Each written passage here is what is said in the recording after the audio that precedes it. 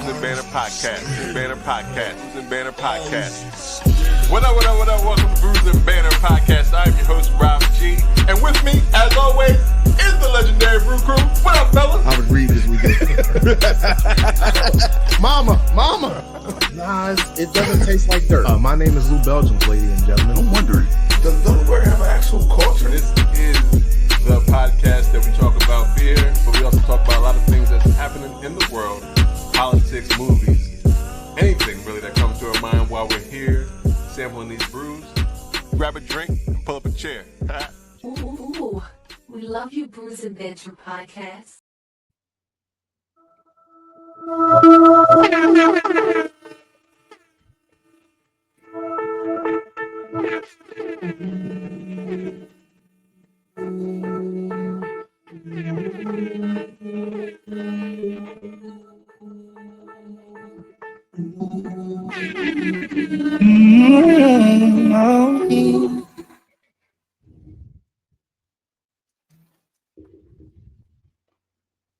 whose song is that? It's I can't even say his name, so I'm not even gonna try it. I think it's a South African singer in the vein of like Friday and Giveon. Yeah, I thought it was Friday actually because it definitely sounded like a Friday song. But his name is like Leoso, Lloyiso. Yep. Exactly. What up? Welcome to Bruising Banter Podcast, where the topic is the rockin' and brew. Well, that be the few. I'm your host, Rob G, and with me, as always, the Legendary Brew Crew. What's going on, yo? Hi. This is episode 292 of Bruising Banter Podcast. So if this is your first time listening, welcome back to all our Brewsers. And Brewsettes. We are glad you are back for episode 92. We have a great show. As always, I thought she was about to disagree. I was like, yeah, we always got a good show. See, I wasn't going to disagree. That's something in your head. That's mental right there. Something ain't right. That means you disagree. No, I'm not. I think we always have a great show, no matter what we're talking about. If we're talking about too. Beer or fear. I don't know. I was just trying to rhyme with whatever rhyme with beer. Yeah, I was about to say smear, so bad. Yeah, it's all too much smearish over here. We do have a great guest with us this afternoon, this morning, this evening, whenever you are listening to the podcast. So we want to get them right. And we, the founder and brewmaster of Dokkaebier, we have Youngwon Lee. Let me bring him into the podcast. Come around the call. Youngwon. Hey, what's up? He probably old. So about Youngwon, you probably old. Welcome to the podcast. Before we get into everything, we always like to know what everybody is drinking on, if they are drinking on something. So, what we're drinking today, and we always start with our guests. So, Youngwon, you got something to drink today? Well, I'm gonna crack it open. Our Rice Kölsch. All right. And what's the ABV on the Rice Kölsch? 5.1%, so very light. Okay. Easy to drink. It's 4 p.m. here, so just in time to have some beer right now. Yeah. Right, exactly. That's when happy hour start, right? Around there. I mean, around that time, right? Give or take. What they say it's 5 o'clock somewhere. And yeah, or later. Yeah. And what goes into the? I guess you can give a description of what the Kölsch is all about. Yeah, we brewed it with using jasmine rice. So the jasmine rice, the rice itself gives a little bit of a kind of nutty, toasty flavor. Yeah, and then it's pretty easy to drink, light. All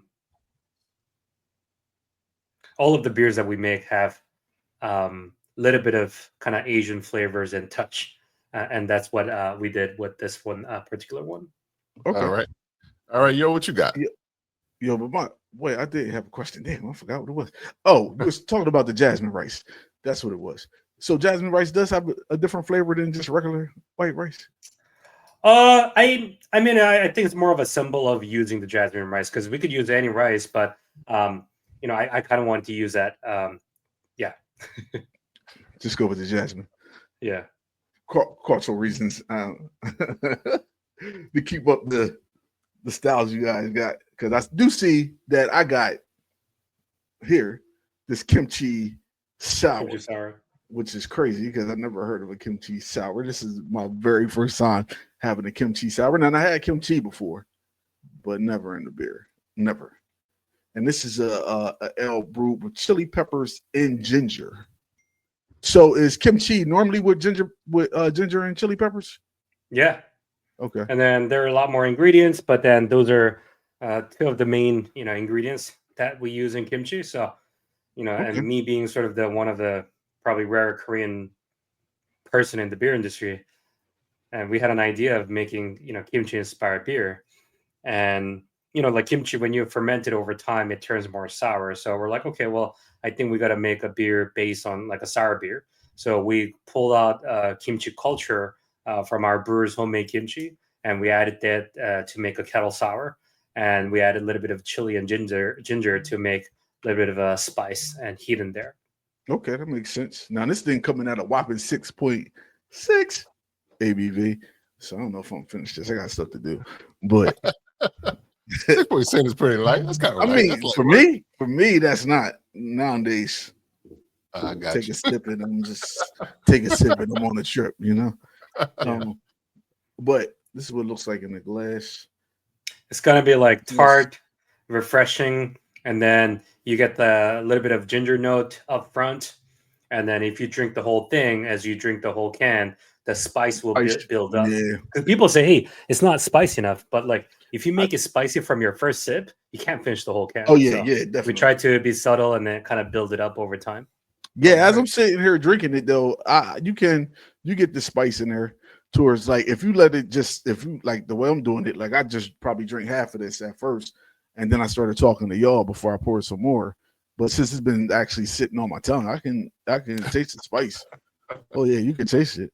But we always get go back and forth like the spice, spiciness. Is it like white spicy, Asian spicy? Like because this is not spicy at all for me. But then like we randomly have some customers and they're like, this is so spicy, I can't drink it. I'm like, what are you talking about? It's not that spicy. It's not like you would get a habanero type beer. It ain't that kind of vibes. Yeah. It's subtle. It's subtle. So I like that. But I couldn't tell when I first started drinking it, I couldn't tell whether it was coming from the peppers or from the ginger, because ginger has that little kick to it too. So yeah. But I actually like it. Now, and I had some when Rob first told us about it. I was like, kimchi beer, like a kimchi sour does not sound okay. But this ain't bad. I kind of like it. I ain't gonna lie.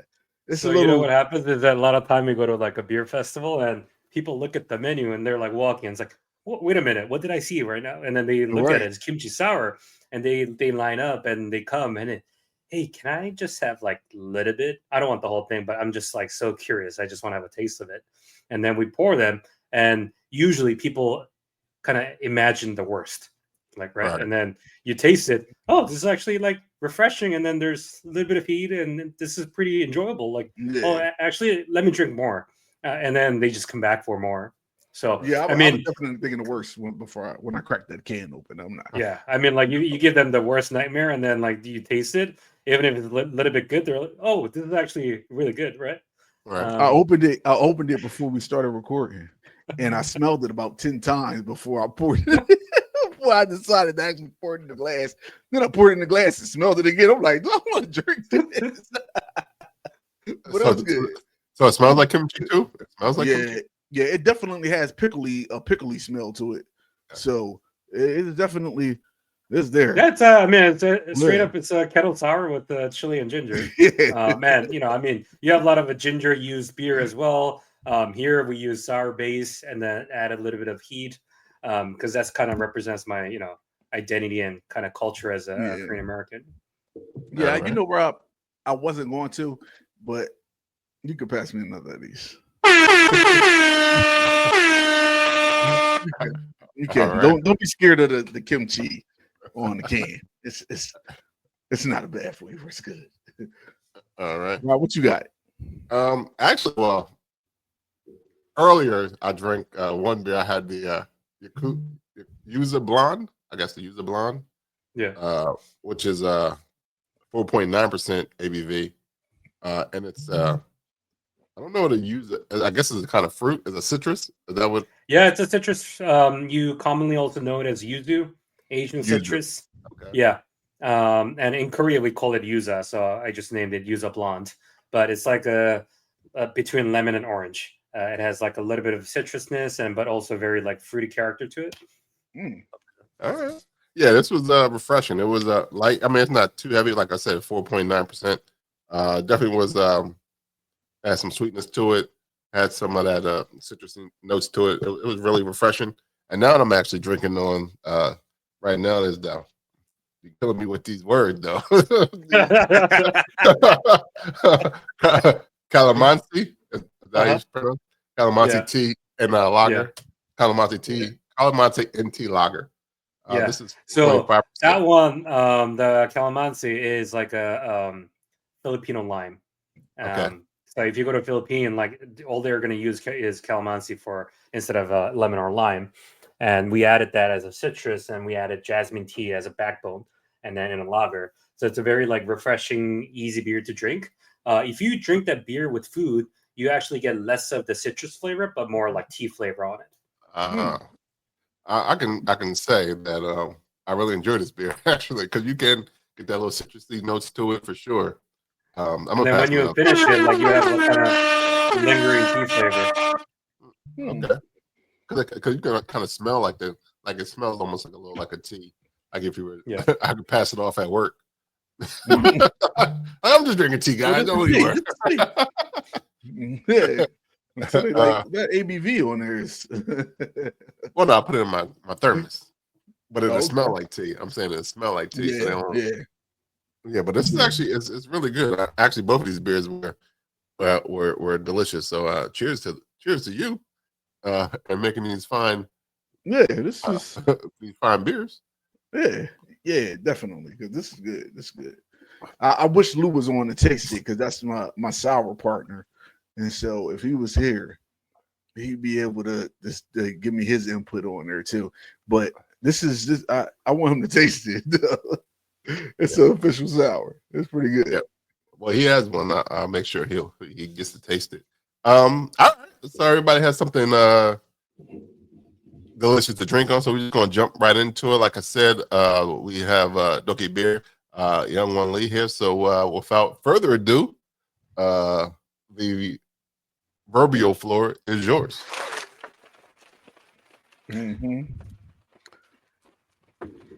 Oh, so thank you for inviting me. Thank you for coming. Who the heck is Youngwon? All right, so I was born in Korea, and then I used to live in a small island called Guam in middle school.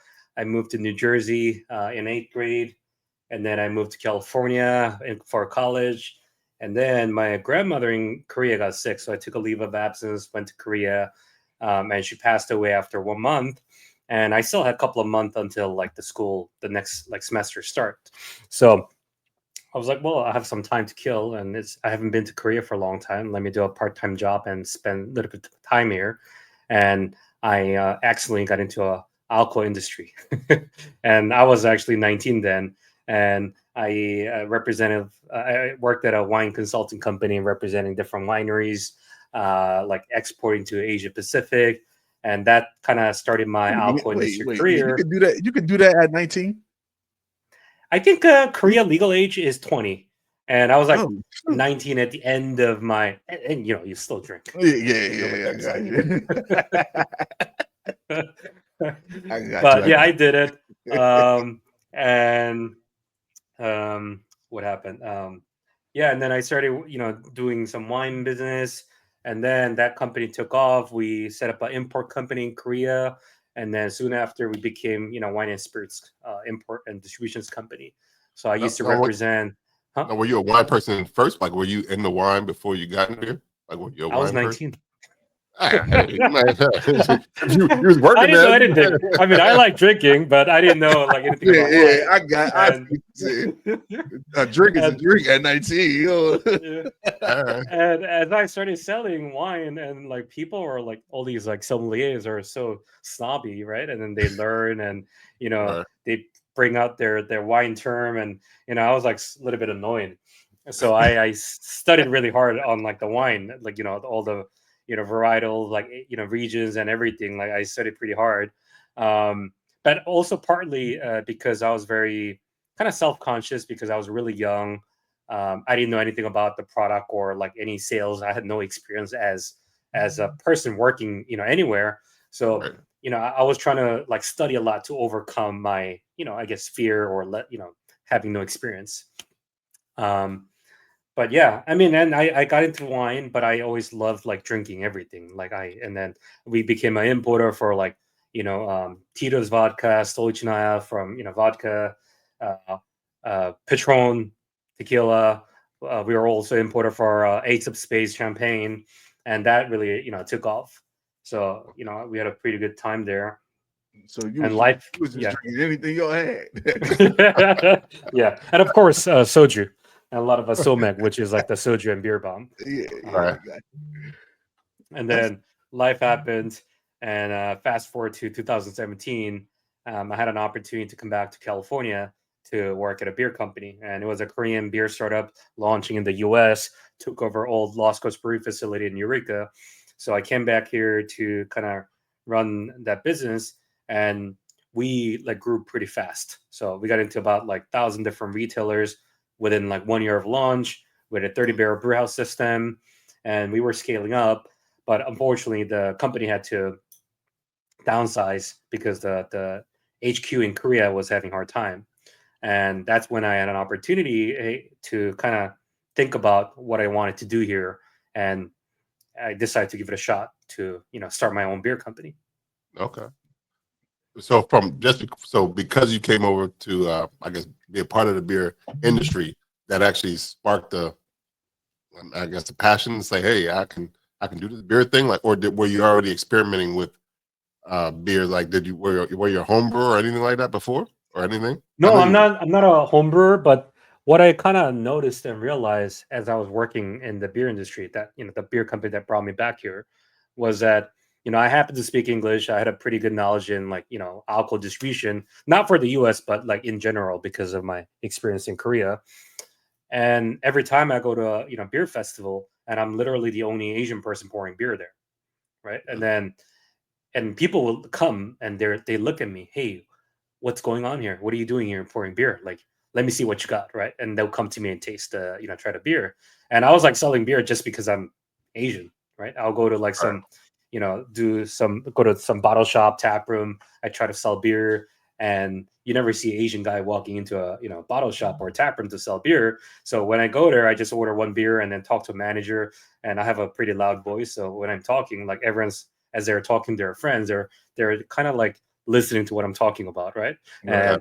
And I see them just walking on with our beers. So that's what got me, what, maybe if I were to start my own beer company, I kind of want to represent like, who I am, my culture and my identity into the product that I make. And I felt like that could set us apart. And I could also represent, kind of who I am. You know what I was thinking about would have been funny or just crazy, because you would have messed them all up. You talking about you going in there? What if you had a black partner? It'd have been you. You and the black dude going. Yeah. Like, what the fuck? Yeah. So when you thought about starting your own company, you already had in your mindset you were going to bring some in the Korean culture and like Asian culture in general to what you wanted to bring in the beer game, I guess, in terms of spices and ingredients. Yeah. I mean, because, I was originally thinking about, okay, I want to make like Korean inspired beer, but, Korean population is pretty small. And like and like you'll never see a Korean person and working in the beer industry, and you don't really see Asian person working there either. So I'm like, well, you know what? I'll just try to represent the whole Asian community, because nobody's doing it. Right. Right.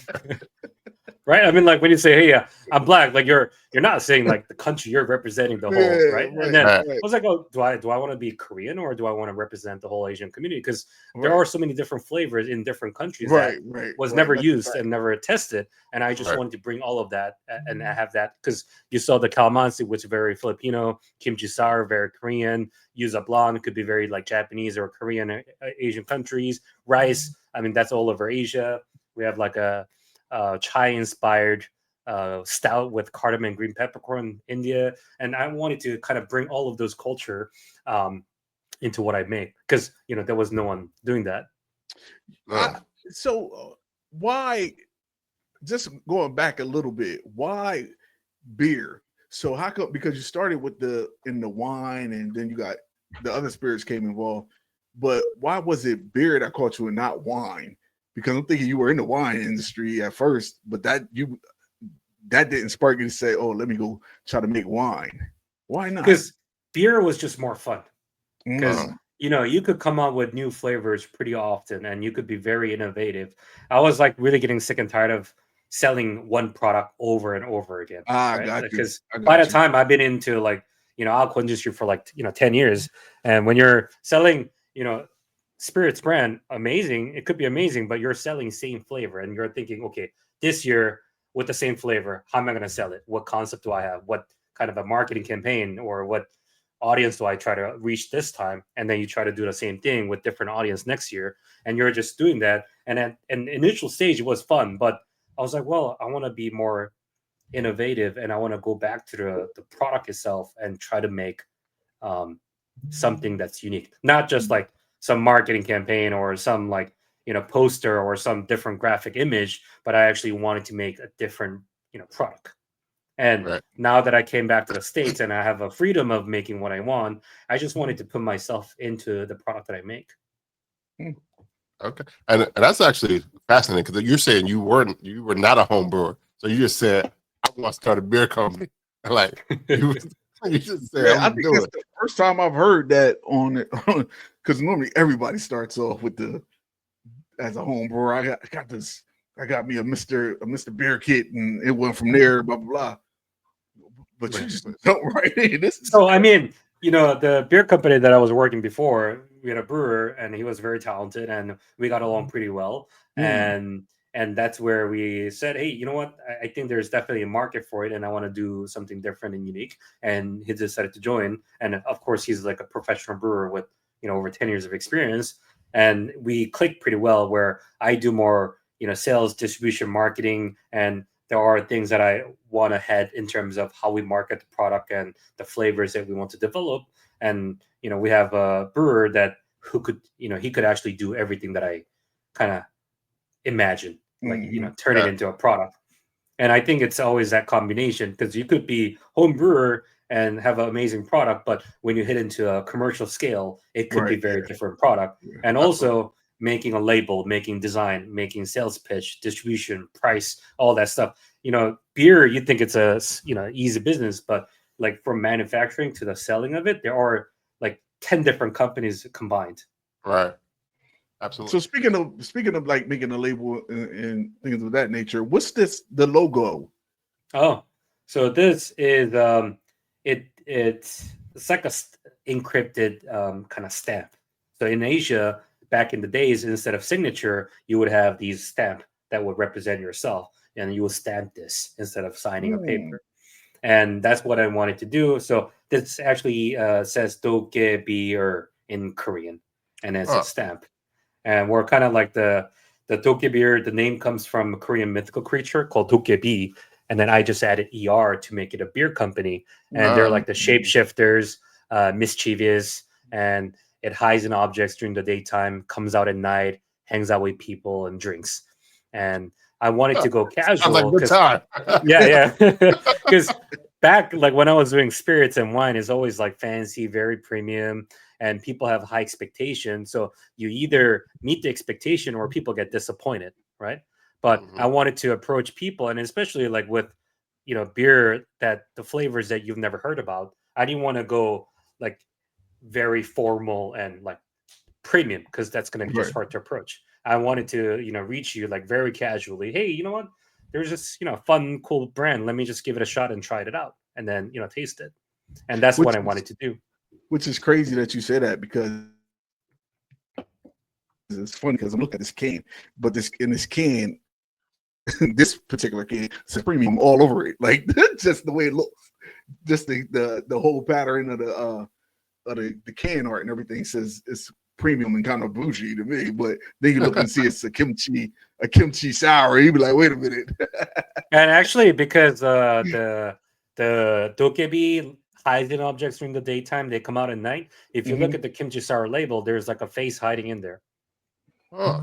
If you look at Yuzu Blonde, there's also a face hiding in there. So that's like throughout There's a our face like, high. packaging. Oh, I see it. The Oh, one eye, yeah. like the one eye monster. Yeah. Mhm.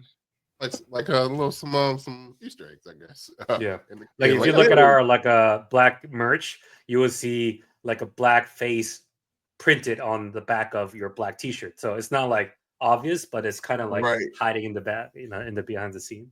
Oh yeah, that's genius. Yeah, that's pretty cool. And That was- side note is that so we decided to put a hidden face on all of our product, and one time our designer forgot to put it into one of our product, and I was at some like panel like speaking, and I was telling everybody, hey, you can see a face in every single can we have, and after the whole session they came, it's like, I tried really hard, I just can't find the face in this can, and they showed it to me. I'm like, you know what? I'm really sorry. I made a mistake. We don't have a face on this one. People looking for 3 hours. I'm gonna find his face. Yeah. You know the what's the art that you put close to your eyes, and then you back up slowly, and you can see. yeah. I'd have been doing all that trying to figure out where the face was. Yeah.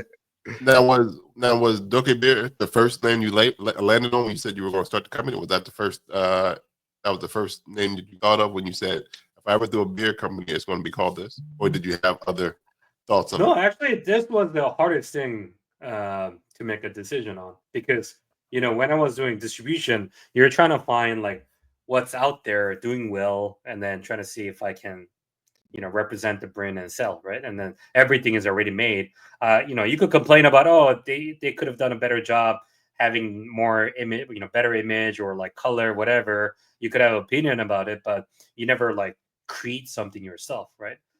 So trying to create something was pretty hard for me because it was my first time, and I wanted to kind of have that sort of kind of my cultural representation into the beer, and there is no such thing as like an Asian inspired beer. So that all of a sudden I was like going into my philosophy of why I'm trying to start this, make this company, and started asking about my thinking about my identity as Asian American, and just going back and forth. And I wanted to come out with something that's like rooted in Korean heritage. And do I use like the name of a Korean region, city, or what kind of a symbol? And I was going through that, and my wife was like, "Hey, what do you think about Dokkaebier?" And I was like, "Oh, it's like a shapeshifter," and I wanted to like always change and do something different and unique. And it likes to eat, drink, and hang out with people. And so I was like, "Well, that's perfect. I feel like I could make something out of that."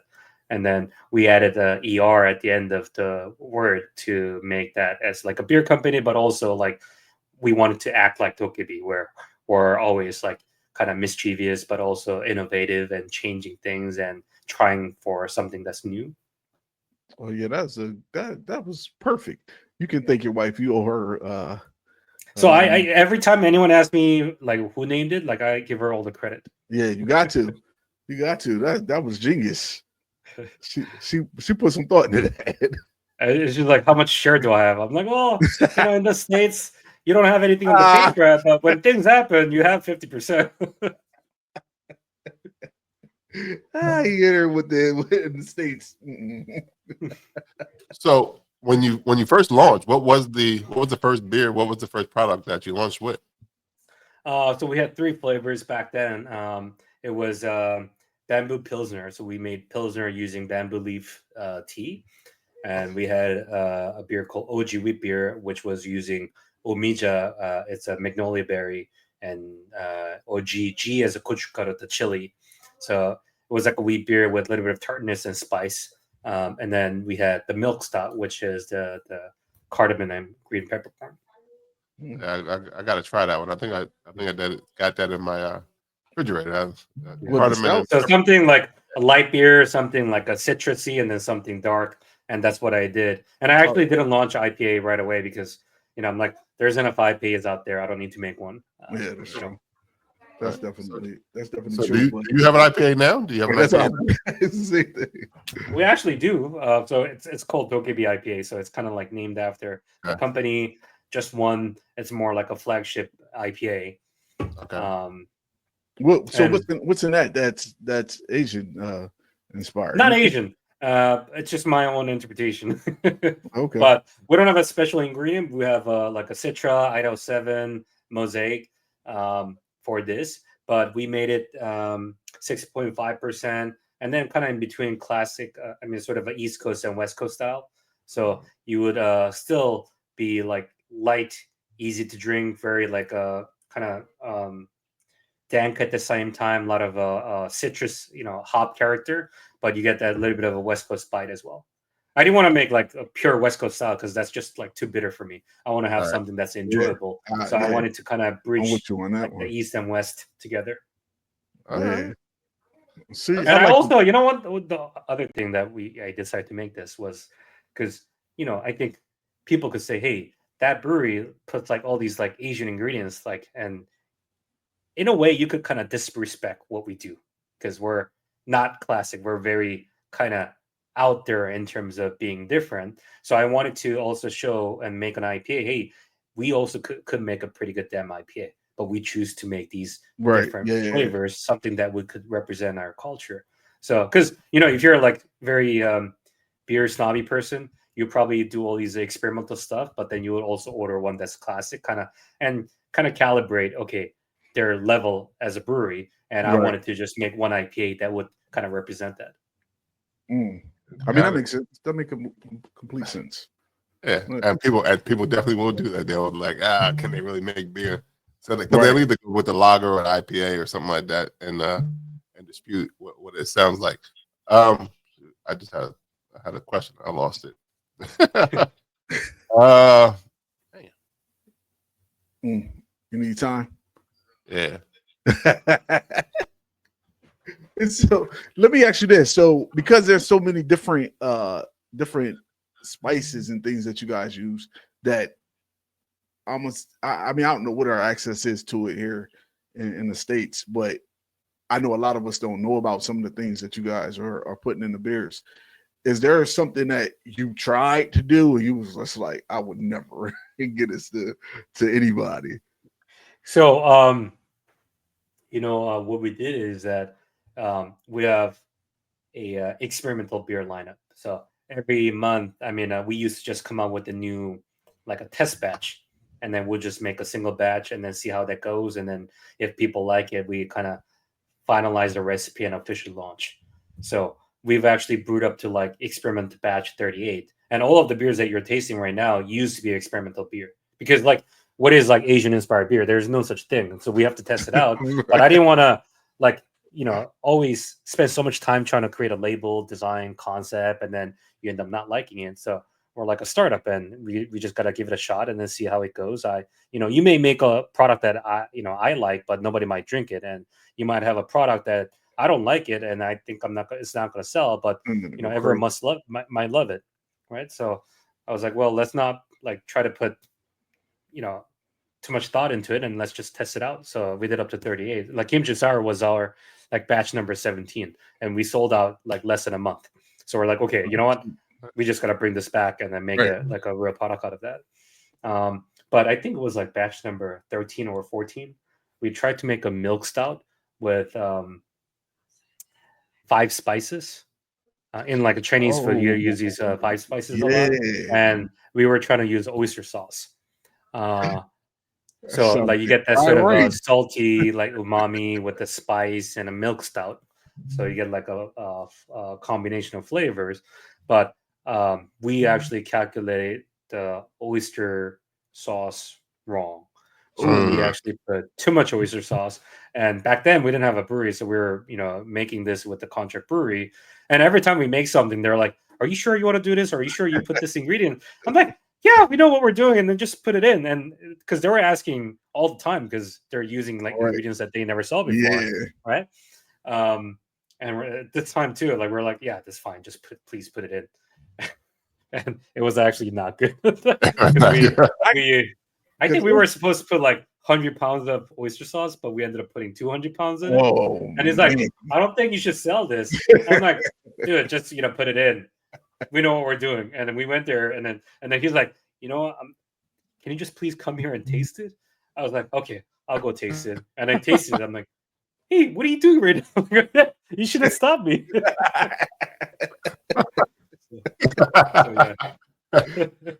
Hey, he had to make sure you knew what you was tasting. He wanted to make sure that you knew this was bad. Oyster sauce can be aggressive. Yeah. So, I don't even. Wait, so what? Did you guys try adjusting it to 100? I mean, it was too late by then, so we had to just dump the whole batch. I'm talking about as far as redoing the batch with the right amount.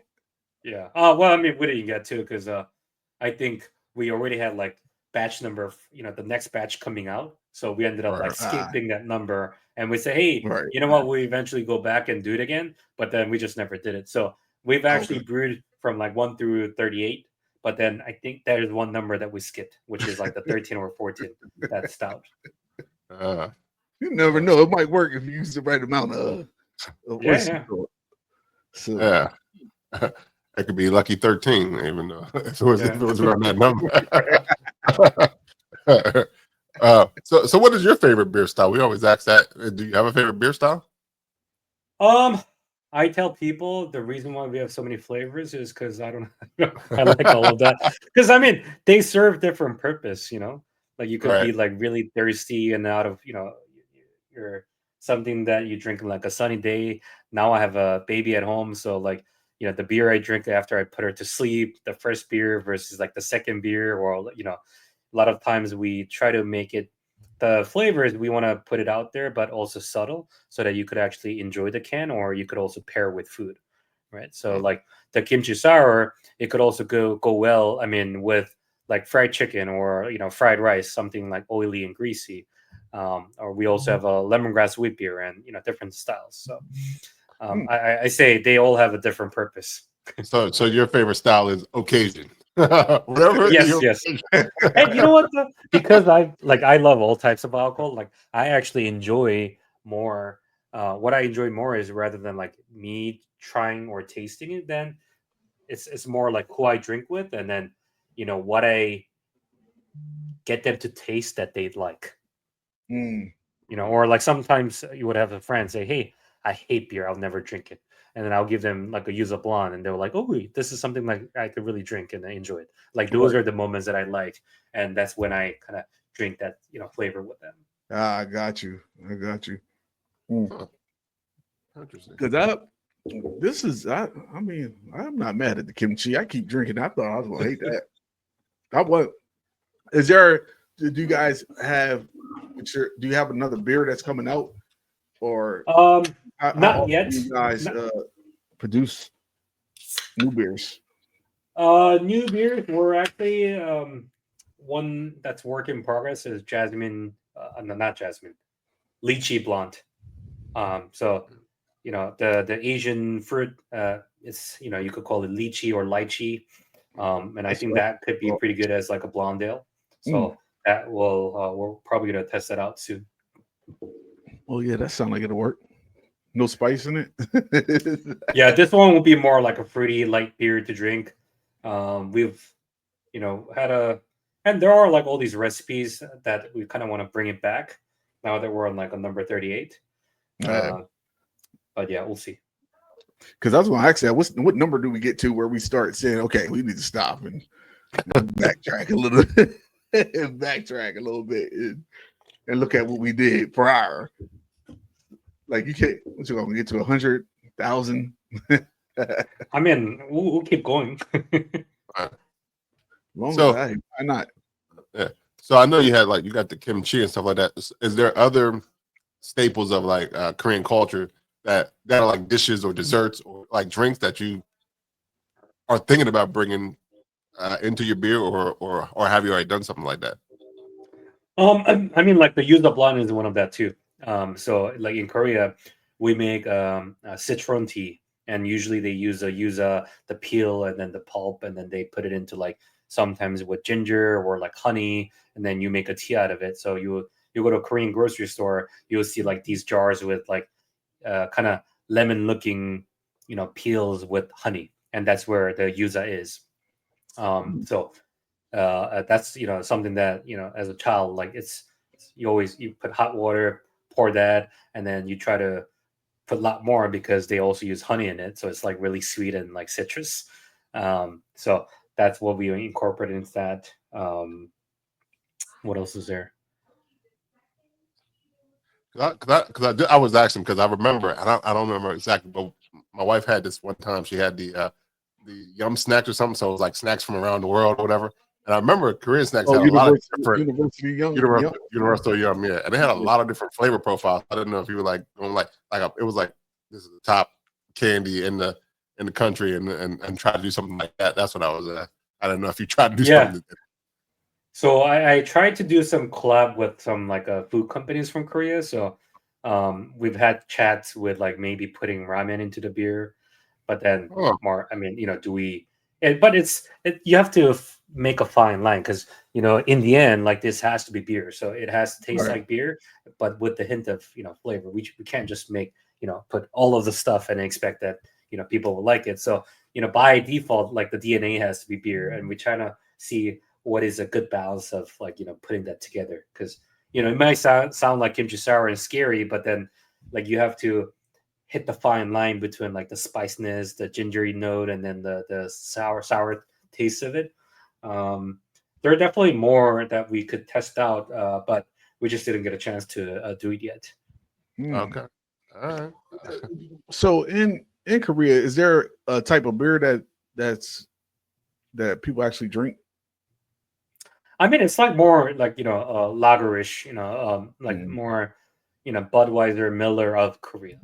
Okay. So and that's pretty common in like throughout Asia too. Like each country would have their like kind of represented, like a lager. In Japan you have like Sapporo, Kirin, Asahi, and then you go to Philippines you have San Miguel, or China Tsingtao, and so you have all that. But the craft beer industry compared to that is very small. Korea has been really growing, and in that, but every country with like a new craft beer industry growing, you're starting with like traditional craft beer styles, right? Or like you're benchmarking a lot of flavors, like whether it's IPA, hazy, amber, or different flavors of beer, saison or lager, and you're benchmarking a lot of that from the U.S. craft beer market. But it takes time. I think I think the market needs to be mature to kind of start introducing your sort of a cultural identity into the beer. Because right now, like in the U.S., you have about 10,000 breweries, and people already know a lot about craft beer. And maybe you say, hey, you know what? I love IPA, but I'm getting older. I'm getting a little bit tired of this like bitterness. I like beer, but I want to try something that's different, light, enjoyable, and that's where we could fall in as well. Yeah, that's true. No, I'm always interested. Like sometimes, like you've used I mean, you're up to 38 experimental beers you've done. You've done quite a different flavors. Is there one ingredient, I guess you're one ingredient that you want to use but you haven't used yet? Like, is there one ingredient that I want to try, but I don't know how we're going to make it work yet?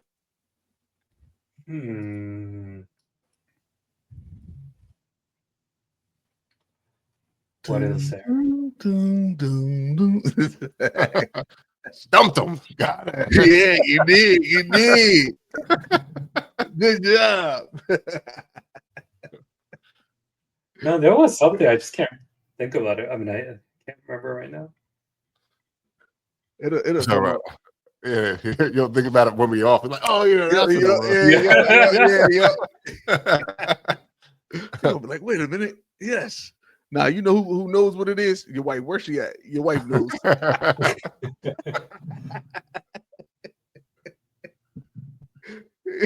The wife always knows. They know everything. Yeah, I know. Yeah, you probably have it written down somewhere. Like, oh yeah, I circled it. Like, oh, we'll try to eventually. We'll circle back to it. With it being Asian American and Pacific Islander Heritage Month, have you done anything throughout the month that celebrates, especially with the Korean inspired beers? Like, have you done any adventures, things like that? Yeah, I mean, definitely, like, whenever there's like a API driven event, and they want to celebrate with kind of culturally represented product, and a lot of times it's hard to find that, so we fall in there. And so anytime there's a community event that's kind of API driven and that wants us to kind of be part of it, we go out there and make sure we represent our people and pour our beer as well. So May is definitely busy. I mean, this is a time when it gets to warmer, beer festival, just a lot of events anyway, right? And graduation and people drinking, and then coming out of winter, and then it gets rainy here in like springtime. So it's definitely time for that. But also a lot of times, I think because when I used to grow up, like being Asian was not cool. We used to like try our best to hide our identity.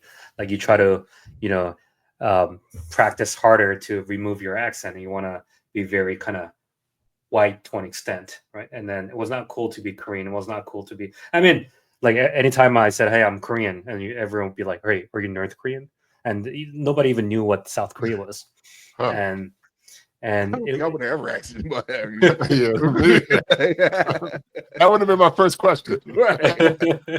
Yeah, and I used to get a lot of racist jokes and all that stuff, but now like it's different. We live in an era, and especially with like a lot of Korean culture, K-pop, K-drama, and not only Korean, but like also like all Asian, whether it's a food or like the culturally, it's not a lot more accepted. And we live in a time where it's like people like to represent who you are, and you talk about that and and kind of try to do that. So that's and I don't even know where I was like starting this conversation from. but what's crazy? It's crazy that that's the first time I heard somebody express like saying that it wasn't cool to be a certain race back when they were younger, and they tried to like the accent changing, assimilate, I guess, a little bit. Assimilate, but assimilate, like you said, kind of like a more whiter voice. That's very like there's somebody out here that needed to hear that. So coming from you. Like, so that's I don't know where you were going with the conversation, but it was definitely needed that. And I mean, like Asian people in general, like you have like culturally like hierarchy, like from parents to you, and then like it's more like top down. So a lot of times, like you don't speak out, you don't like. They tend to be more shy culturally, and they don't try to go outside of the boundaries. So that had a bigger impact. That a lot of times Asian voices are unheard, or like they don't say, "Hey, I don't want to try," and I'm not even going to try to fight for it, for who I am. But I think that has changed a lot, and Asian people in general, they're now talking about kind of cultural representation, bamboo ceiling. How can we overcome in this corporate ladder where maybe all of the executives are white, and how can I actually be Asian person and still be who I am and get there? You always talk about, hey, there's a bamboo ceiling that you can't see it, but that's definitely there, and we just can't climb up that ladder. So a lot of times I go to these like events, and they want to like they want me to talk about why I started and what I do to represent it, because for a lot of non-beer people or non-consumer product people, or more just regular corporate or like students, it's amazing for them to see someone kind of dissolving like my own identity into the product that I'm making, and being proud of it, right? So now there's like a more common term saying like, hey, I'm unapologetically Asian, right? Because Right. a lot of times Asian people are suppressed, and you try to apologize and or kind of like be silent about it. But now you have a bigger voice in that. Right. And I guess, and I'm assuming, I don't know, you can tell me if I'm wrong, but I guess you can start seeing like you were saying, like the music, you have K-pop, and then you had the like Crazy Rich Asians was a popular movie, but then you also had Parasite and Squid Games, obviously. Squid Game, yeah. So that actually it's probably made people more aware of that. Did you see like more people paying attention to your brand in general? Like when they start seeing that or not already into your brand, do you find more people more willing to try Asian infused beer? Right. Definitely. I mean, back then, like when you say you're Korean, hey, are you North Korean? Or like, is your family safe in South Korea? Aren't there like missiles? Right. But now if you say I'm Korean, hey, I love BTS. Oh, did you watch this movie? Like, and then, or they would say, 안녕하세요, and they would speak Korean to me. Right. And it's just the way that Korean culture or like Asian culture is perceived. Even when in the US, I mean, like, the Chinese immigrants has been like really, deeply rooted, like especially here in San Francisco, like with the building bridge and the whole immigration, like it's been part of the history for a long time. But now I feel like it's being more accepted and more, kind of there. Still, there are a lot more work to do, but I think it's a lot different than when I was growing up. But what do y'all think like caused that shift though? Like, what was what do you see as something that made a spark the shift to go that way? I think it's just like combination of everything, right? Right. I mean, like probably also like what's happening in Asia itself, or like the the power dynamics at the same time. Maybe the first generation immigrants were just they didn't speak English, and they were probably more silent, and they were just working class, right? And then as you get into like a second and third generation, and they're more involved with the society, and they have more voice in it. But when you are alone, then you have less voice, right? But you have more people getting into a more important position, or like supporting each other, or paying forward what we received as help, right? That's when that. And this is not like a one-day job, right? It's like not 1 year thing. It's been like, you may see like the whole K-pop thing right now happening, but there were like Korean singers coming here in 2000 trying to kind of represent and spread the K-pop. And because of that history, that's now coming to like fruition, and you're seeing that more. Yeah, so gradual working thing type of thing, like gradual chip at it. You got to keep chipping at it. So let me ask you this: is there a Korean public figure that you would want to do a like dream collab with, if you could? Who would that be? I mean, one of my dream was it became part of dream was because I got selected as a Brewing the American Dream program by Samuel Adams. So I actually flew into Boston last year, and I got Jim Cook, the founder of Samuel Adams, to taste our beer. So that was part of dream, where like I'm making most kind of out there, wild, unique hybrid craft beer, and then kind of having like the father of craft beer drink our beer. So that was one of the dreams that I wanted to like get someone to taste. Korean figure, Asian figure, I don't know. Didn't think of it that way, because like I'm kind of going all in with the U.S. market, so I want to like represent it, but also there are not that many like iconic Korean figure in the U.S. that are right. Yeah, that's true. Unless it's like one of the K-pop artists came out, or somebody off of like off the movies or the shows or something. Yeah, because that would be it, really, because that we would all know of. Yeah, that's true. Interesting. So would you ever go to Korea and try to make beer there, or no? You would just... That's sort of I've been thinking about it and trying to see if we can make that happen. But also, when I go to Korea, I'll be one of the 50 million Korean people, there. Right. So if I make beer industry is small, but if I make our style of beer, is that, I mean, I want to represent it, but then how much impact can I create, or Right. what can we actually do there? Because once I start doing that, you could also have a lot of other local Korean beer that could be inspired in making similar products. Right. Whereas Yeah. here, I'm more, I guess, being a super minor, it actually makes me more unique. Right. And like when you go to Korea, like I'm local but not local, you know? Gotcha. I Now, don't know. Maybe that means your company will be the big boy company out there. Like, hey, maybe that's what you might be. That guy. Yeah. You the beer guy. Everybody's like, "Oh, I'm dreaming for him to taste my beer."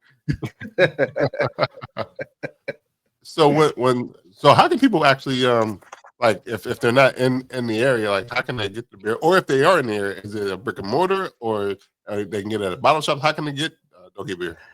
So we launched the company with those 3 flavors February of 2020. So as soon as we launched, pandemic happened, and then we had to shut down our pop-up store, and then I started doing like door-to-door deliveries. So I used to drive like 200-300 miles a day, just making home deliveries during the pandemic time. And you could fit about 50 cases of beer in Prius, and it becomes like a low rider.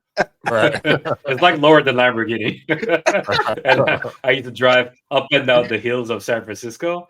I should have never done it, but I didn't know anything about it. I just did it. You would But it's tear like that so car up. dangerous if you think about it. Yeah, but it held pretty well. So I was able to pull off everything and do that. And then I mean, because during pandemic, I just couldn't even do sales. They can't even Right. go to a grocery store and expect to meet someone and do a tasting or like nothing. Right. So I just started with the door to door. Just like, if nobody can come here, I'll just get out there and make delivery. I don't have to pay overtime myself. I'll just do whatever. I'll drive 12 hours a day, and nobody was on the street, so I would just drive all day, and it was fine. Right. And as like we're coming out of pandemic and there was more traffic, I actually got my wife to come join me on the delivery when I was doing delivery, because I could take an express lane when you have someone else.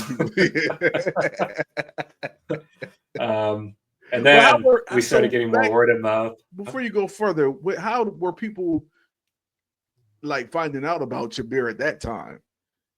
In order to just the social media. So I got a friend who kind of put up like on a Facebook group. Hey, I have a friend who started a beer company, but he shut down everything. He wants to make some deliveries. He makes a good beer. Is anyone interested? And then like you had 10 people signed up, and I made a delivery, and then they liked it, so it became word of mouth. And because back then, like everyone was getting ordered like delivery, and they wanted to give it a shot and taste it, so it just became a word of mouth. And from here, like I live in Oakland, and then I'll cross the bridge to San Francisco to go to our warehouse, pick up the beer, visit everywhere in San Francisco, and I drive down to south to like San Jose. And as I'm like driving down, okay, I'm just gonna hit up everywhere I can, as I'm driving down.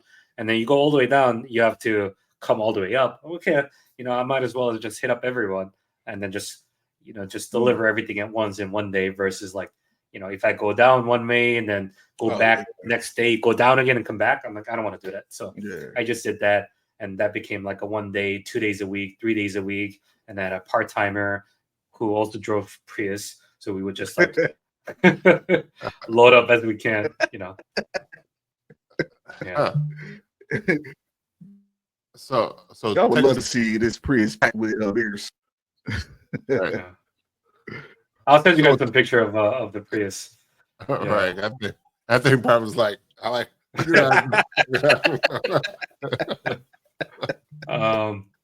Yeah, because like you go to San Francisco Hill, and when you're on downhill, and if you accidentally brake too fast, like everything would just like come back, and I'd be like, oh shit.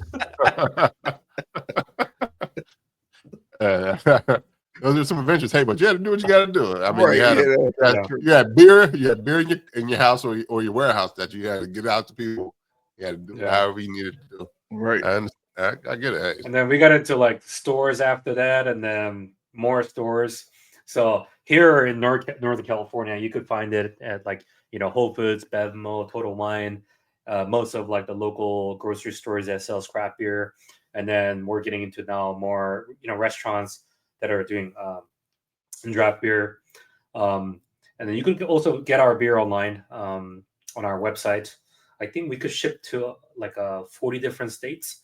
Okay. So not every state. There are weird Right. 3-tier whatever alcohol prohibition time, bullshit, pretty much. regulations. But we have a third party, a retail partner who does all of the shipment, and then they have a pretty good number of states that we can deliver to. Wait, so did you ever answer the question about the brick and mortar? Oh no!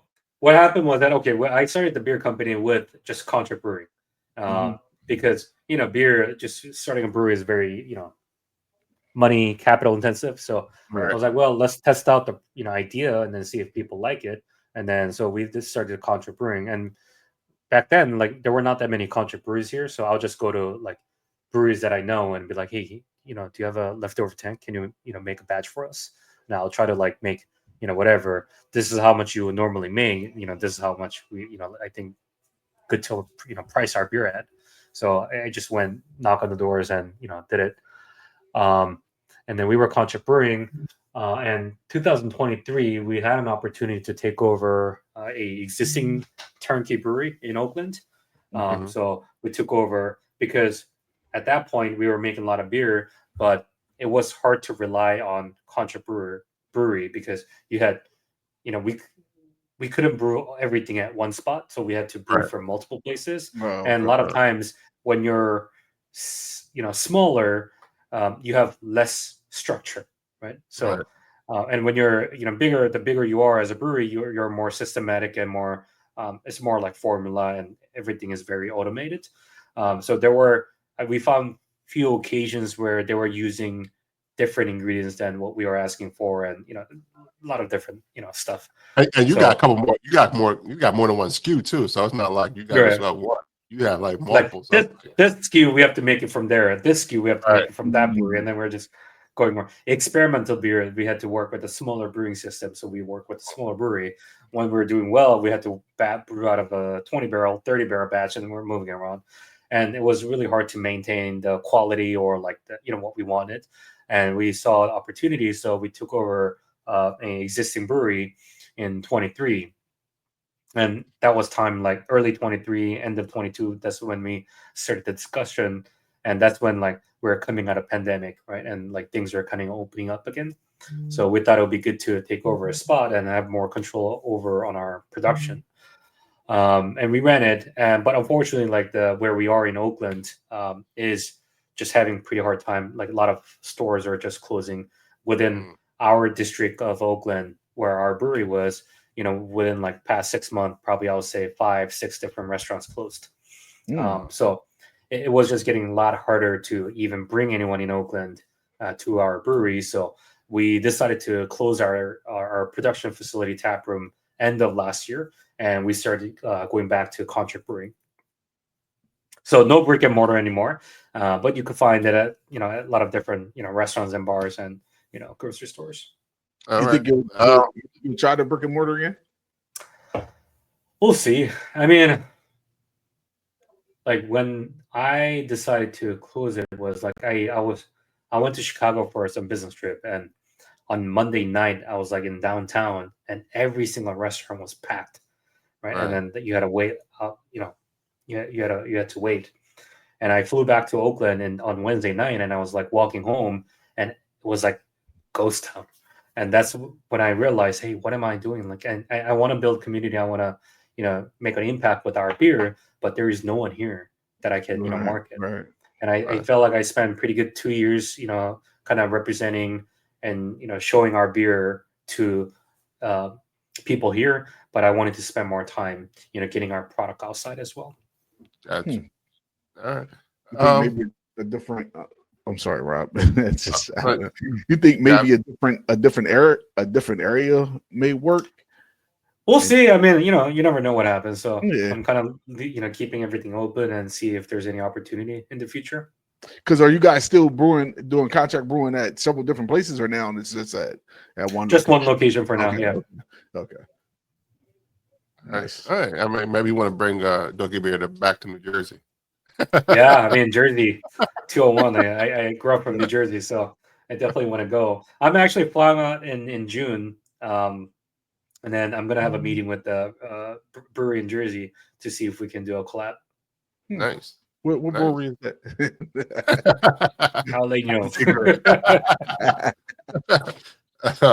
All right.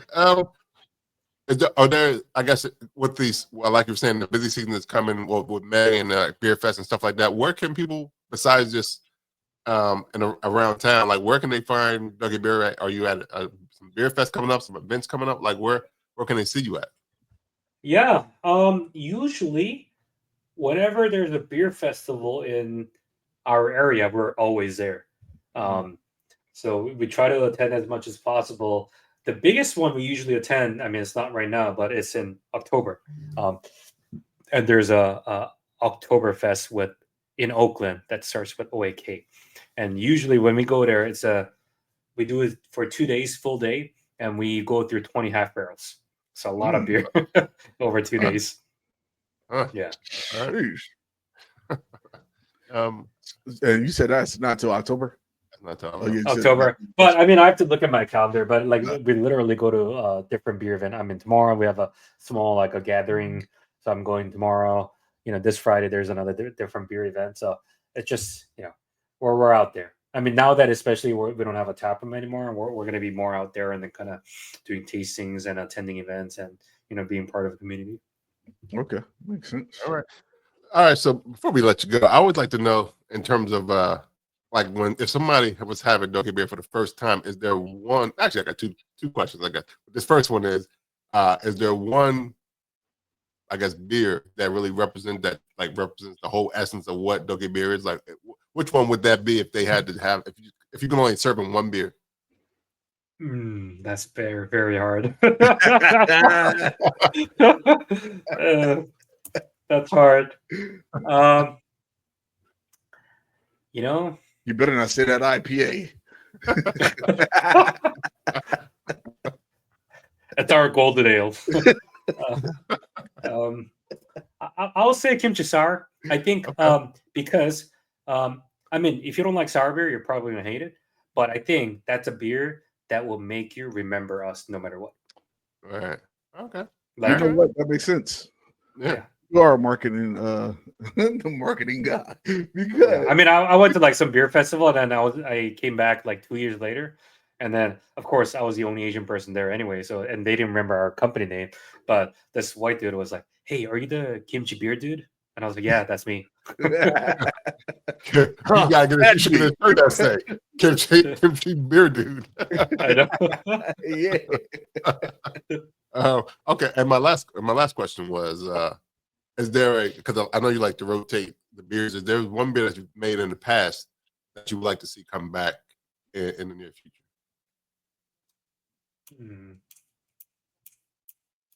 That one with that oyster sauce. Yeah, that. I mean, it's not a comeback because we never actually launched it.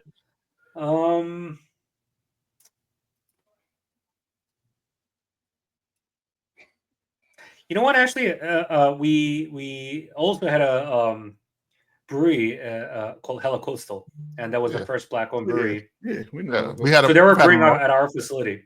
Okay. So we're brewing at the same spot, and we did a collab beer with them called Seoul to Seoul.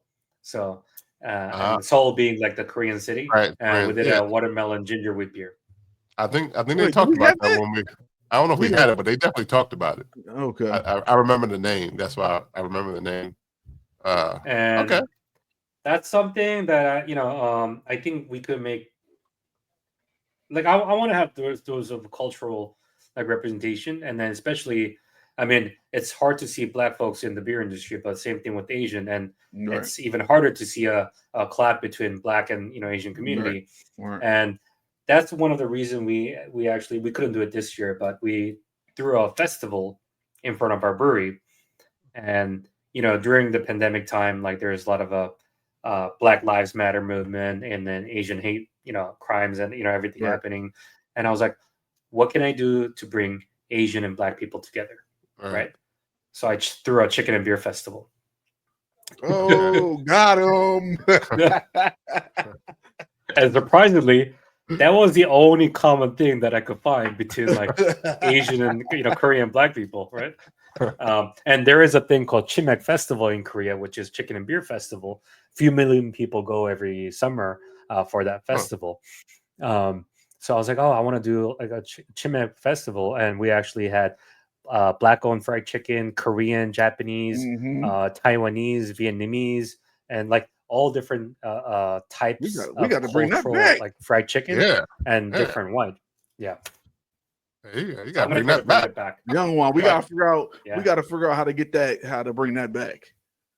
Yeah, for sure. I definitely want to do that. Yeah. And the funny thing is, like in high school, like I used to play football. Now I'm pretty small, but I used to play football, and it was like I was the only Asian kid anyway, and I used to hang out with a lot of Black friends too.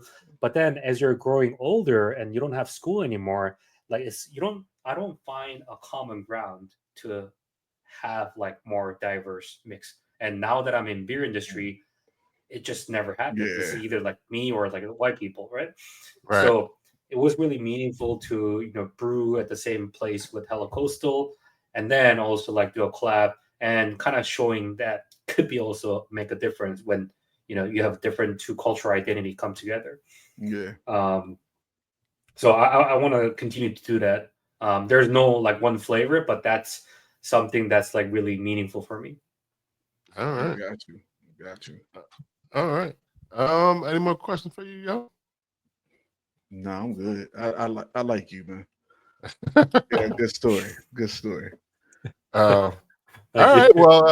Well, definitely off topic, but definitely not off flavor. We always like to ask one question that has nothing to do with what we talked about. And my question is, what is your top 4 movies? Top 4 movies?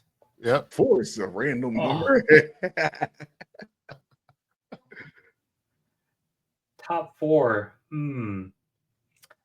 I think just random. One is Gladiator. Okay. Because I really liked it. Man, I haven't watched a movie for a long time. All right. Not a movie guy. Okay.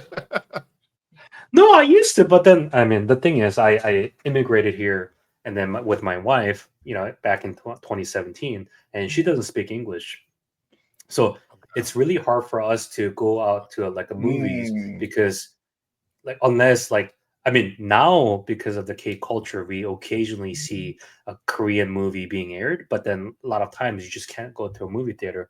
So anytime we go to like LA in like a Korean town, there's a Korean movie theater, then that's the time where we visit. But because of that, we just haven't gotten the chance to watch like any movie on trend or anything like that. Only time we can watch is like, okay, we're gonna go to Korea, and then whenever we go visit Korea, we're gonna watch Korean movie in a Korean movie theater. Right. So right, so I'll let you off the hook on it then. So I'll switch it up to make it, because music is more personal a lot of times. So do you have top 4 artists? Top 4? I guess it's gonna be a lot of You're gonna say, see, my wife, she don't speak English, sir. You can't use that for every excuse. Nah, because if it's in your headphones, it's you. I definitely like G Dragon. He's a Korean artist. Okay. He's a guy from a group called Big Bang, and then he really pioneered like the kind of music styles, and he's still pretty active. A lot of different rappers and like electronic musics. I don't have a one thing. I guess that's my problem. Like you see, like my beer, you have all these flavors. I don't have a one thing. Like I kind of like the whole variety is the spice of life.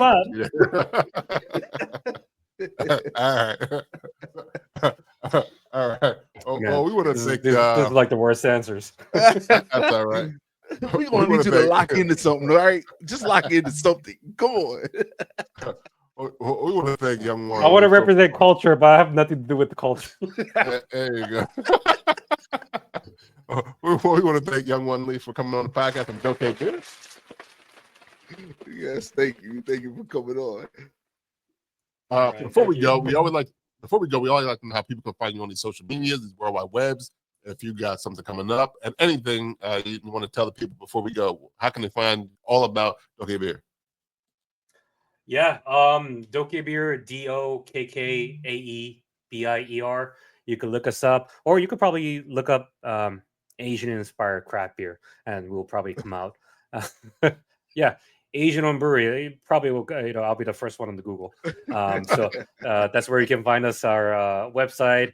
We're actually doing like a 15% discount promo to celebrate AAPI month. You can find us on Instagram as well. Just look us up on Google and you'll find us, and you'll see a lot of video of me behind the scene making deliveries or pitching and talking about our who we are and what we're doing through Instagram and social media. So definitely follow us, and then root for us, and hopefully we can bring more flavor and culture into the beer you drink. Yeah, absolutely. And is there a promo code you need for the 15% off? Is there a promo code you need, or it's just you just go on the website? No, you check out. I think like if you spend more than 50, then it would automatically apply the discount. All right, and on the website can you get the merch on the website? Sorry, I had to put 50 in there because the shipping is so expensive.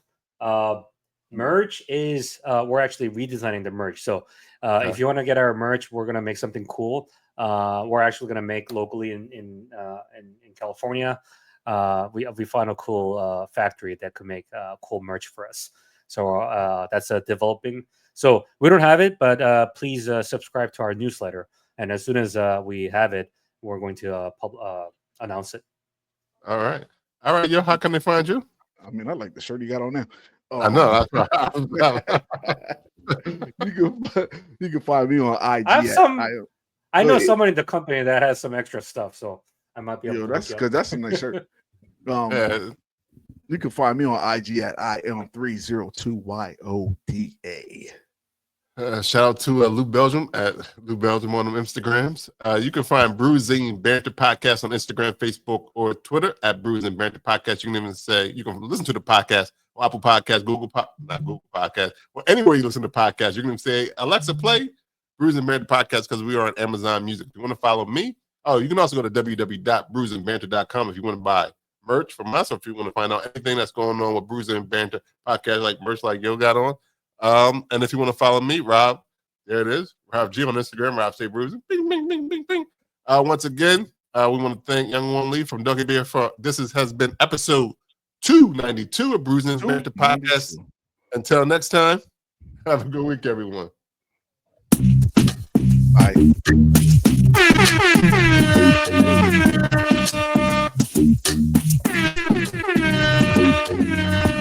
I go on and on, can't understand how it lasts so long. Mm-mm.